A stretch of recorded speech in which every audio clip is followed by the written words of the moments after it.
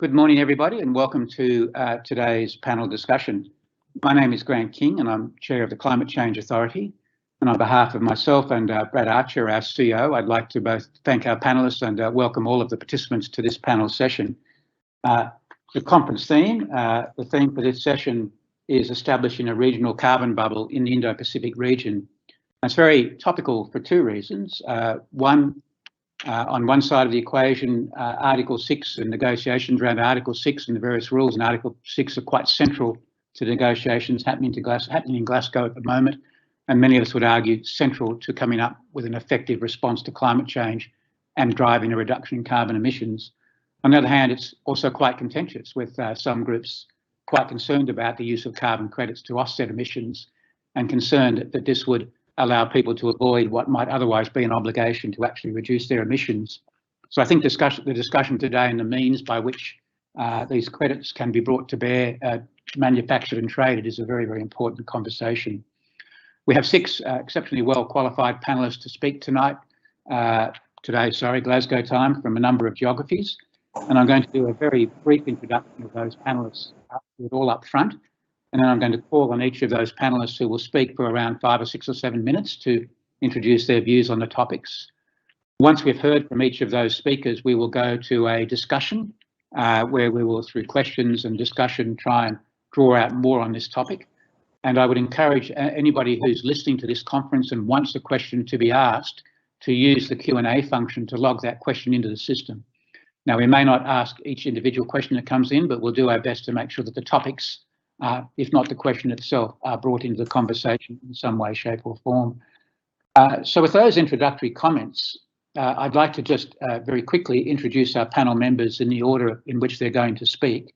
And then we will go from there to the actual introductory comments. So very briefly, I've introduced myself. My name's Grant King, as I said, the Chairman of the Climate Change Authority. We have the Honourable Wera Mori, MP, Minister for Environment, Conservation and Climate Change from New Guinea. We have Shinichi Kihara, the Deputy Director General for Environmental Affairs, the Ministry of Economy, Trade and Industry of Japan. We will then hear from James Larson, who's the Climate Coordinator, as Deputy Secretary at the Department of the Prime Minister and Cabinet here in Australia. Ms Mingyong Han, who's the Deputy Director General, Ministry of Foreign Affairs. David Parker, Australian Energy Regulator, and Meg O'Neill, CEO of Woodside Energy. So great diversity of experiences that are going to be brought to bear for this topic, and I'm looking forward to hearing from everyone. At this stage, I'd like to hand over to the first of our speakers for a comment, and that's for the Honourable Wera Mori, MP from New Guinea. If we're happy, Mr. Wera Mori, for you to make your comments, that would be great. Welcome. Thank you, Ben, and eminent members of this panel. We have now reached a state of emergency in terms of climate change, and that it now calls for a regional carbon bubble in our region, especially the Western Indo Pacific. Unfortunately, 55% of our tropical rainforests had been decimated through logging industries and other forms of development. And so given the fact that we're now in a situation, and if I basically recall what David Attenborough said during the beginning last week, Monday, that our carbon concentrations now sits around 414 parts per million. What it basically means is that by the time it reaches 500 parts per million, which is not far too off, unless we do something so that our carbon concentrations must not increase and move towards 500 parts per million. And this basically means that those countries within our region must now form a pact to address this. And I am glad that Australia is taking the lead with the support of Japan and Korea. And I am sure that our colleagues in Indonesia, the island of Borneo, Sumatra, Java, the other half of New Guinea, which is here in Jaya, and of course into the Philippines, Vietnam, Malaysia, etc. We need now to take a very serious talk so that we do not emit any more of carbon dioxide, but we must be able to preserve what we have.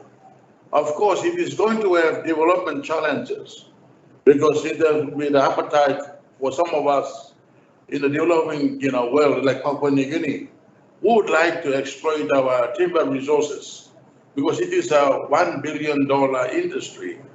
But then, given the fact that we need to conserve our carbon, we are prepared to basically cut back and eventually ban logging.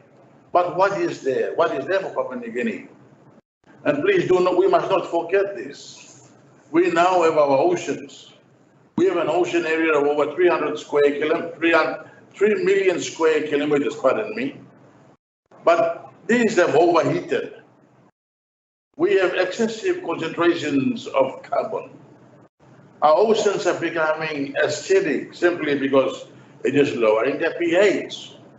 What it basically means is that our food security that we rely on within the photic zone, the first 20 meters of the photic zone, now is under immense stress. So this is something that it is a crucial thing that we need to do. Now, as a country, we are now moving towards a greener economy. We are now, looking forward. The fact that we have signed a memorandum of agreement with Fortescue, we're looking at producing green energy from electrolyzing water to produce ammonia and hydrogen fuel. We're looking also at other forms of energy, such as geothermal, and of course, using solar panel. But geothermal, because we have the best geological address in the world, where we have the source of heat, and of course, there's readily available water to produce the steam that is necessary for geothermal energy. But now looking into the future, it needs a concerted effort. We look into a closer partnership within the region. Papua New Guinea would appeal to Australia. When we have those, 4 cascading dams built in the Purari by Fortescue to produce enough power to basically produce hydrogen and ammonia fuel, there will be excess. We would like to see Australia coming to Papua New Guinea and say, look, it's a deal. Why don't we buy all the excess energy that will be made available so that instead of we using coal, we can basically tap on to the green energy in actual fact. When it produces 23,000 megawatts of power, that'll be more than what we will need. So these are sort of the positive things that we have got to leave a foot track so that into the future, those countries that are now realizing that the impacts of climate change must see that there is a vision for us to look forward to. And I am glad by this initiative for us to basically look at so that we can conserve. If we are emitting carbon dioxide or other forms of greenhouse gases into the atmosphere, let us stop, if not cut back. If we are not emitting, and if we are a net sinker of carbon dioxide, like Papua New Guinea is, the little that we have emitted in terms of greenhouse gases, we are sinking all of them back in our forests, but also by the same token, we are sinking more carbon than what we are emitting. So we have already met the 2050 goal of zero carbon. It's for the rest of the world to catch up with. So what I am saying is that instead of we, Papua New Guinea, as a nation being forced to go for the sake of development and emit more carbon dioxide, we are prepared to cut back and move forward in the green economy cycle. But the issue now that we have got to is that someone must come to the dinner table and tell us, look, we will meet the appetite for your development. Thank you.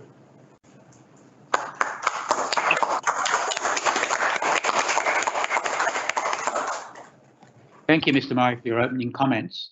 I'd now like to turn to Shinichi Kihara to make his comments, and I believe you also have a presentation to make together with that, with your comments. Over to you. Thank you. Yes, good morning to everybody. I'm Shinichi Kihara. I'm from the METI, Ministry of Economy, Trade and Industry of Japan. And I would like to thank the government of Australia for inviting me to this great event. And also I'd like to congratulate Australia for your announcement of the new goal of net zero emission by 2050. So next page. Just very quick overview of Japanese energy climate policy. In October last year, Japan declared our goal of achieving carbon neutrality by 2050. And also this April, we announced our goal for reducing our greenhouse gas emissions by 46% by 2030. And also continuing our strenuous effort towards 50% reduction. And as a leading technology country, Japan will realize robust growth while steadily implementing climate change measures. So we will create a cycle of economy and environment. So Japan updated the green growth strategy this June. Based on the strategy, we will introduce all policy measures to support companies' challenges on innovation and investment decisions towards new carbon neutral society. We launched a 2 trillion yen Green Innovation Fund that continuously support development of 14 key technologies throughout R&D stage and demonstration stage over the next 10 years. Addressing climate change is a global challenge and requires international cooperation. Japan will facilitate disseminating the leading clean energy technologies, know-how, and measures to the world. 3 principles shape our international climate policy direction. Firstly, various pathways. Each country has its own pathway to carbon neutrality. All technologies and energy sources are options, depending on its conditions, including their indigenous energy situation, technological capabilities, and economic stage. Secondly, innovation. Technological innovation through R&D and their swift implementation jointly with partner countries will be the key to advance energy transition. Thirdly, engagement. It is important to support emerging countries, especially the growing Asian region, to introduce innovative technologies and necessary policy framework so that they are not left behind in the transition to low carbon society. Building on these underlying principles, last month, METI hosted the Tokyo Beyond Zero Week event to involve a wide range of players from all over the world and accelerate paths to carbon neutrality on global scale. In the 8 thematic international conferences, 17,000 people attended online from governments, international organizations, and private sector in 90 countries. Pursuing green growth in Asian region is very important, as the region will remain the engine of global economic growth and the center of gravity of energy demand.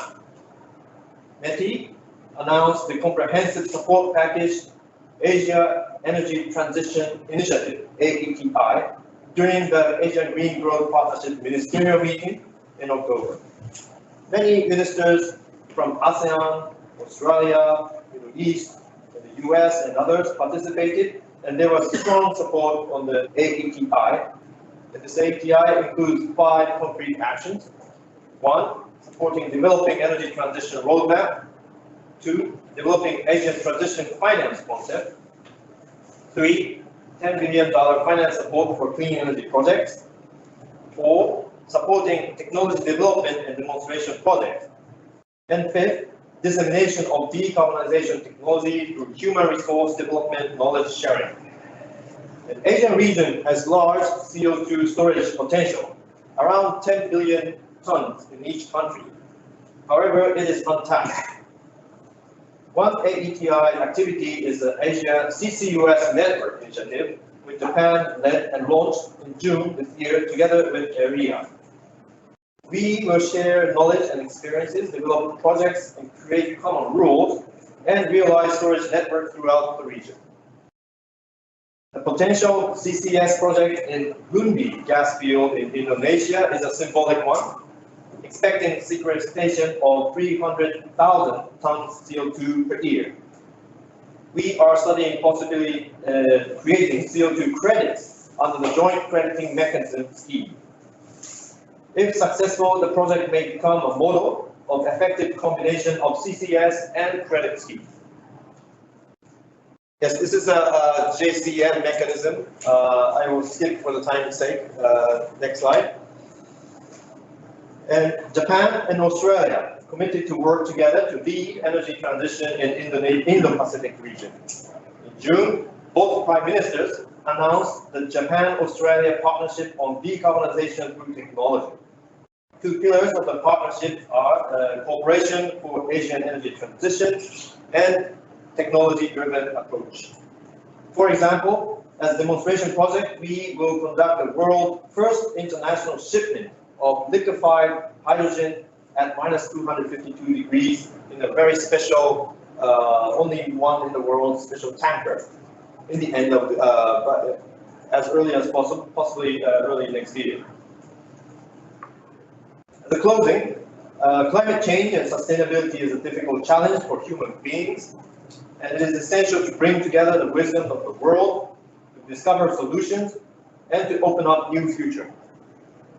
Government of Japan is committed to provide support to strengthen our partnership with Australia and other countries, and contribute to secure and sustainable energy future of Japan, Australia, Indo Pacific, and the world. Thank you very much.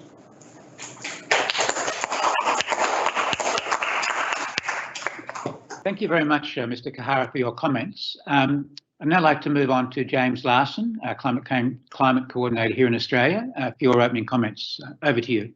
Thank you. Good morning, colleagues. Good morning, panel members. And Grant, thank you. Can I just apologise up front? I will be leaving this session a little bit early. I have another presentation to give at 10 o'clock. But I thought I'd use this opportunity just to touch on the extent to which there is a very real focus on the Indo Pacific region in Australia's carbon planning. I'd like to note that Australia is, of course, very much conscious of our role as a key supplier of energy resources to our region, and in particular the Indo Pacific region. And the relationships that we have with Japan, Korea, and other colleagues have been fundamental to our prosperity over the last 50 to 70 years, and will very much be so into the future. And the nature of the partnerships that we are talking about in a zero emissions, net zero emissions world, and the focus on hydrogen that we have in our technology partnerships going forward, but also other renewable energy is very much a part of that. As we all know, the goal is about scaling up global production and supply chains to lower the costs of deploying technologies that all countries need. Australia is working generally with key established energy partners and developing new relationships. And the relationships that we've announced in the course of this COP summit with Papua New Guinea and Fiji in relation to regional crediting schemes are an absolutely critical part of that. Carbon offsets projects will play a crucial role in achieving net zero emissions by 2050.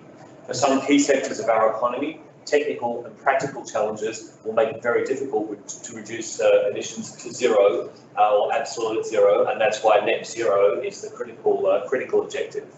By investing in projects that draw carbon from the atmosphere and store it, these sectors will have credible and affordable alternative pathways for decarbonising. Projects that may happen in Australia or internationally, because the benefits of the climate of an avoidable ton of emissions is the same wherever it occurs. So in practice, it's neither here nor there whether projects take place in Australia or take place in Papua New Guinea, Fiji, or elsewhere in our region. A carbon bubble, which is the title of this particular panel discussion, does not suggest something insubstantial that could burst at any moment.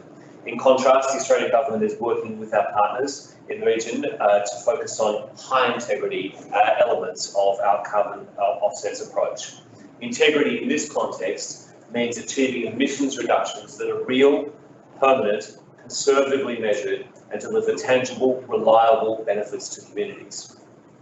A scheme built along these lines will boost the region's ability to attract private sector investment in low emissions development and nature-based solutions.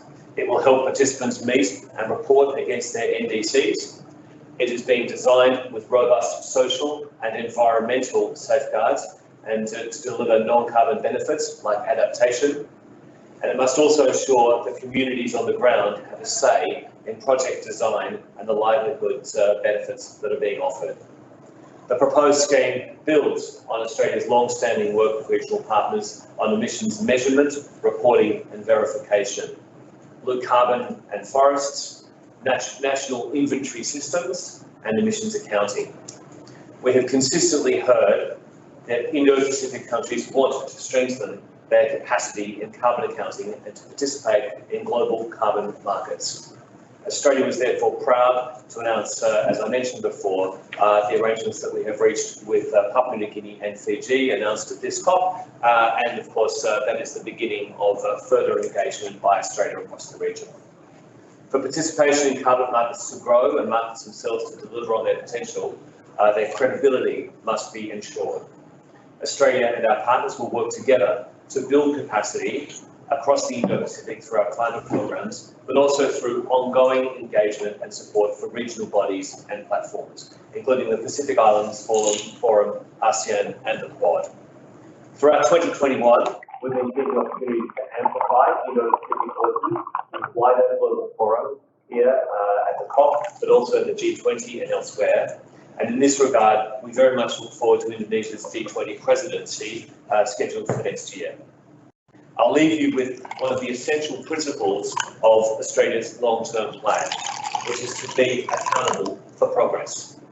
For Australia, transparency is an essential part of converting targets and ambition into achievement. We will continue to set a global benchmark for transparency and accountability in our emissions reporting so we can track our performance against our goals. Here at COP, the Prime Minister announced an additional 44 million Australian dollars for the Indo-Pacific Carbon Offset Scheme so that Australia can share this expertise with the region.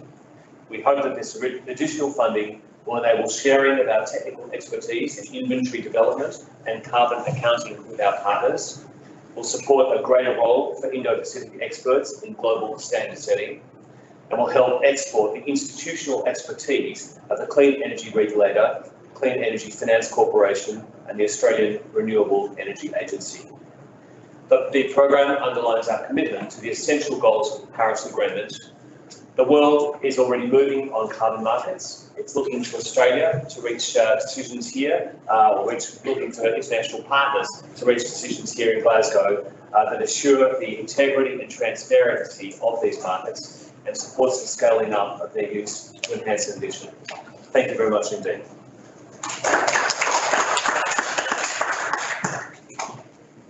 And thank you also, James Larson. And I understand from your earlier comments that you will need to leave us shortly and probably before we finish each of the presentations. So I'll send you my question in email and you can answer it later. Thank you. Much for participating in the session. I'd now like to hand over to Min Young Han from the Republic of Korea to make her opening comments. Thank you. Good morning, everyone. My name is Min Young Han. I'm Deputy Director General of the Climate Change, Environment and Scientific Affairs Bureau of the Ministry of Foreign Affairs of the Republic of Korea. First of all, I would like to thank Australian government for inviting us to this meaningful event. And today I would like to share with you 3 points regarding the carbon markets of Korea. First of all, Korea is willing to use Article 6 under the Paris Agreement to achieve our 2030 NDC target. Our President Moon announced Korea's updated 2030 NDC during the last week World Leaders Summit here which is to reduce 40% of greenhouse gases compared to 2018 emissions level. That 40% reduction is around 290 million tons of CO2 equivalent in absolute terms. And we think our figure is very ambitious because we have to reduce huge amount of greenhouse gases within 12 years. The annual reduction rate is approximately 1.17 percentage point per year, the fastest reduction speed compared to those reduction paces of other major countries in the world. And we have the intention to use carbon offsets or overseas credits as one of mitigation measures to achieve our 2030 NDC. And currently, we foresee that we may need to reduce about 30 million tons in 2030. However, we'll first try to maximize the domestic mitigation efforts and use the offset credits as a complementary measure. Second, for developing the bilateral mitigation projects to trade the carbon offset credits, my ministry, Ministry of Foreign Affairs, has been working with 4 countries, Vietnam, Peru, Myanmar, and Sri Lanka, to sign and conclude the bilateral agreement on climate change cooperation. We signed our bilateral agreement with Vietnam last May, and we're planning to hold a joint committee meeting according to this agreement, maybe only next year, because our 2 countries, Korea and Vietnam, our NDC implementation period has already begun. So we are looking forward to having a successful outcome of the Article 6 rulebook here in Glasgow. Apart from Vietnam, we have been still negotiating the text with Peru and Sri Lanka. In case of Peru, we have almost finalized the text for the bilateral agreement. We have discussed this agreement with Myanmar, but as you know, due to their internal situation, the negotiation is on hold at the moment. Lastly, the Republic of Korea has been engaging in the Article 6 under the Paris Agreement negotiation very constructively so far, and we hope to finalize the rulebook at this COP. However, although the first week of negotiation has adjourned, and in our view, it seems there are still many not clear common understanding on specific corresponding adjustment methodologies and how corresponding adjustment is applied during the implementation period and at the target year for the single year NDC countries. As you know, the corresponding adjustment measures need to be reported in the structured summary of the biennial transparency report, BTR, according to the para 22 of the current text of Article 6.2 guidance. But it's not still clear how we'll do the mathematics and the common table in practice. So these are the 3 points that I wanted to share with you today. And thank you again for giving me the chance to share our priorities with you today. And I'd be happy to answer any questions you might have. Thank you so much. And thank you very much for that presentation, and we'll look forward to picking up some of those ideas in the subsequent Q&A session. I'd now like to hand over to David Parker, who's Chair of the Australian Clean Energy Regulator. Reference has been made in other presentations to the schemes that are run here in Australia. And David, looking forward to hearing your comments, your opening comments. Over to you. So thank you, Grant. It's a pleasure to be here. I think this is a really, really interesting development that we've got here in carbon markets.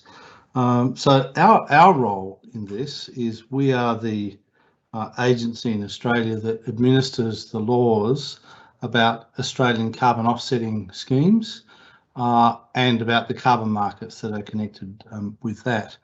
I like to say that our purpose is to accelerate carbon abatement for Australia, and I can now say towards net zero by 2050, and the second KPI there is with integrity. because, as Grant mentioned at the outset, there is some controversy about offsets. That falls into two groups, I suppose. The first group just don't like the idea of offsets at all. And then the second group are concerned about the quality of offsets, the integrity of offsets. An offset is basically counting a tonne of CO2 that is not in the atmosphere. And if it's not real, then the offset doesn't really contribute to us getting to the goal of net zero. So our role is essentially the integrity story. And if you look at the design principles for the Indo Pacific carbon offset scheme, you'll see that integrity is baked in right at the core. They were mentioned by James Larson, so I won't repeat them. And the benefit of having an international arrangement, of course, is that it can benefit all the parties. It can be a mechanism to transfer funds in return for the carbon offset, so that helps to fund development, but also reduces the cost of the transition. So it is a long way to go to net zero, and we're going to need a lot of carbon offsets along the way, but of course it's emissions reduction which is the main game. Offsets are the smaller part of the game, but nevertheless very important, because we can't get to absolute zero, and it's important that the offsetting scheme runs with integrity, it has the transparency, and that it's seen to be real. Carbon schemes have got into trouble in some countries